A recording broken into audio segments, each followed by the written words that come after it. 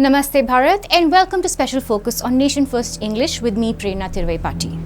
Today marks the 13th anniversary of one of the deadliest terror attacks by Pakistan on Bharatiya soil, the Mumbai 26/11 terror attacks.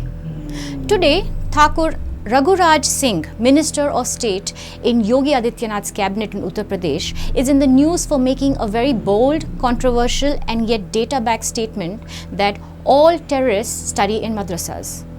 Minister Thakur Raghuraj Singh called for the closure of all operating madrasas in the country for fostering radical Islamic terrorism.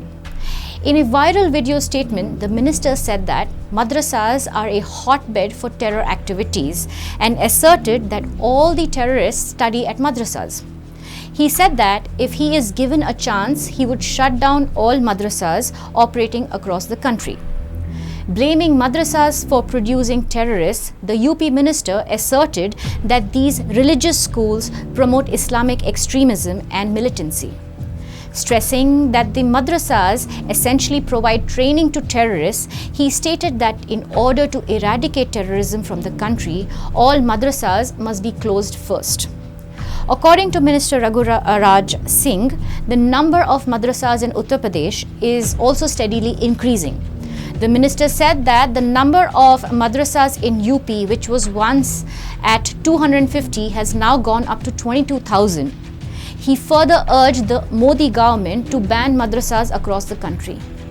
He claimed that madrasas produce terrorists and he was quick to give the example of slain Hizbul Mujahideen terrorist Manan Wani.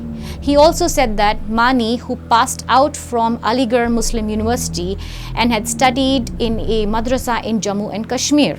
The UP minister said that, and I quote him, in fact, all the ISIS agents are products of some madrasa or the other. Singh then went on to draw attention to how radical Islamists in Kerala are exploiting women in the state. He insinuated that Kerala has become a hub for ISIS at the behest of the communist government in the state. It is pertinent to mention here that many love jihad cases where Hindu women are targeted, converted and later brainwashed into joining ISIS brides have been reported in Kerala. The number of cases seem to be way higher at 92. But acting on the Supreme Court order, the NIA is already scrutinizing 32 love jihad cases. Most of these love jihad cases have a deep-rooted connection with ISIS. Most reports in the past have suggested that madrasas are extensively used for Islamic radicalization and recruitment activities by many terrorist outfits. Last year, NIA had arrested a madrasa teacher, Abdul Momin Mondal, for being a part of the Al-Qaeda module that has been opening and operating in West Bengal and Kerala.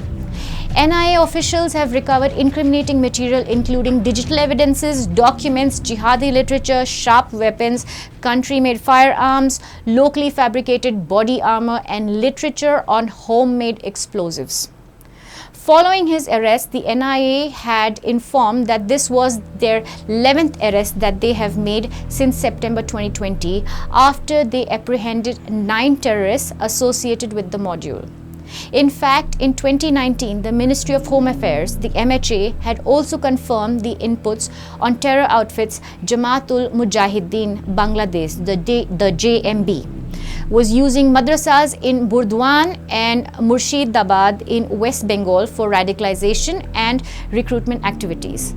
The terrorists had not only been using these areas as hideouts, but have also carried out recruitments for the bordering areas. These recruitments are done through madrasas and mosques.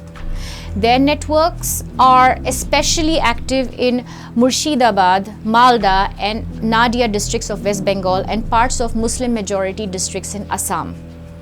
In the wake of this news from Uttar Pradesh, Times of India now reports that the Modi government may soon ban all factions of the Kashmiri separatist organization Hurriyat Conference as an unlawful organization under Unlawful Activities Prevention Act, the UAPA, for their leaders' involvement in terror financing in Jammu and Kashmir. According to the reports in TOI, Sources in the Indian intelligence agencies have said that the Modi government might decide to ban all factions of the Hurriyat Conference, including the faction that was led by the now dead Syed Ali Shah Jilani. The government plans to ban these factions under Sections 3 of 1 of the UAPA. Earlier, the Jammu and Kashmir government also, along with the NIA, had submitted inputs to the Home Ministry about the Hurriyat Conference financing terror in the state. The Home Minister had then sought additional information from the NIA. The sources informed TOI that the additional data that was sought has now been submitted to the Ministry of Home Affairs, and therefore the decision to ban the factions may come soon. An officer speaking to the Times of India said that even though several leaders of the Hurriyat have been in jail in the past couple of years and agencies have cracked down on terror financing, a ban on Hurriyat would help curb terrorism further.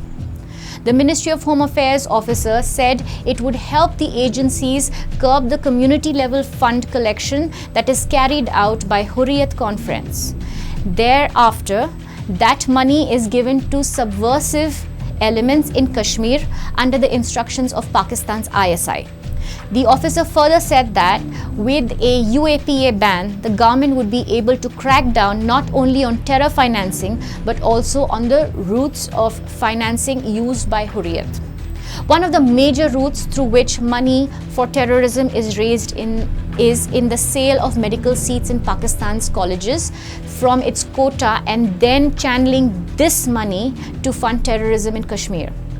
The ban would also mean that Hurriyat would have to dismantle all its offices and infrastructure, and the calls to band and protest would automatically be considered illegal. Once the government decides to ban the Hurriyat Conference, the government would announce the decision in their official gazette. Thereafter, the decision would have to be approved by the committee that has been formed under the UAPA to ratify such decisions. Well, here's hoping for the best for our nation and our people. For more such updates, views, news and reviews, please do watch and subscribe to our channel Nation First English. Do like and share our videos with your family and friends to spread maximum awareness. Also, please do let us know your valuable thoughts in the comment section below. See you soon in another episode on Nation First English. Jai Hind.